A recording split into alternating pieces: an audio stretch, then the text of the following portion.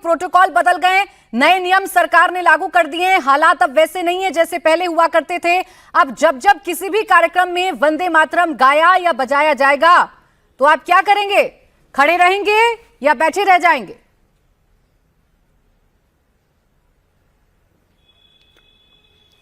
देखिए, शुक्रिया आपका कि आपने मुझे अपनी बात रखने का मौका दिया है। देखिए, 1876 में बंकिम चंद्र चटर्जी ने ये गीत लिखा था आनंद मठ से।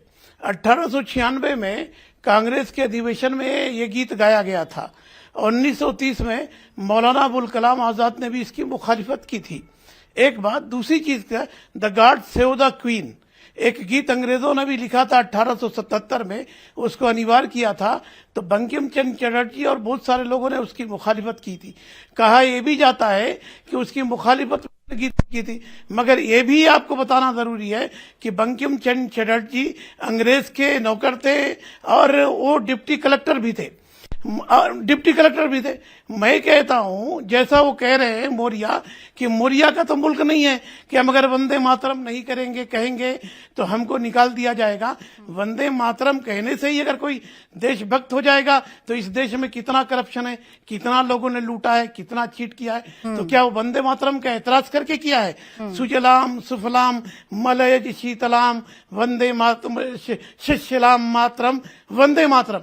तो मैं कहता हूं कि इसका अनिवार्य करना दुर्भाग्य है और बिल्कुल गलत है। मगर ये भी सोचने की जरूरत है कि हम जितनी मुखालिफत करेंगे भाजपा को उतना ही फायदा मिलेगा। मौलाना साहब, चलिए फायदा नफा नुकसान तो बाद में देख लूंगी। आपको पूरा इतिहास पता है, जबान पर सारी तारीखें आपको रची हुई हैं, इतिहास में क्या क्या हुआ सब कुछ आपको पता है। लेकिन प्रेजेंट में जो हो रहा है उस सवाल का जवाब भी तो दे दीजिए ना। मैंने तो सिर्फ इतना आपसे पूछा है कि अभी तो ये नया नियम है ना, मैं और आप जब बात कर रहे हैं, नया नियम देश में लागू कर दिया गया है। अब किसी कार्यक्रम में जिसमें आप शरीक होने के लिए पहुंचेंगे, वहां वंदे मातरम गीत गाया जाएगा या बजाया जाएगा और प्रोटोकॉल है कि सम्मान में आपको खड़ा होना है। आप खड़े होंगे कि बैठे रह जाएंगे? देखिए सुनिए, हमारी मुखालिफत तो है कि वंदे मातरम को लाजिम नहीं किया जाना चाहिए था। अगर सरकार ने कर दिया है तो हम सोचेंगे, मगर ये मुखालिफत है कि जबरदस्ती क्यों आपने लादा? अगर सरकार को करना ही था तो मुसलमानों से बातचीत करनी चाहिए थे, उनके लीडरों को बुलाना चाहिए था, मेंबर पार्लियामेंट जो हैं, जो इलेक्ट होकर के, मतलब राष्ट्रगीत के लिए राष्ट्रगीत को अनिवार्य करने के लिए मुफ्ती साहब आप ये कह रहे हैं कि पहले मुसलमानों की राय लेनी चाहिए सरकार को, उसके बाद राष्ट्रगीत के लिए कोई फैसला लेना चाहिए। आप ये सुझाव दे रहे हैं?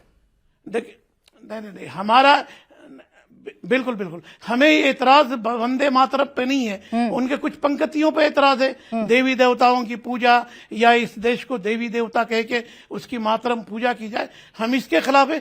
बकिया अगर कानून बन गया है तो इसका एहतराम सभी करेंगे। हम तो एहतराम करेंगे ना? बस यही पूछ रही थी मैं आपसे, आप एहतराम करेंगे ना? ये कानून अगर बन गया है या ये नियम अगर सरकार ने लागू कर दिया है तो किसी कार्यक्रम में अगर बजेगा तो मैं ये समझूं कि मुफ्ती साहब खड़े होकर सम्मान तो देंगे ना कम से कम?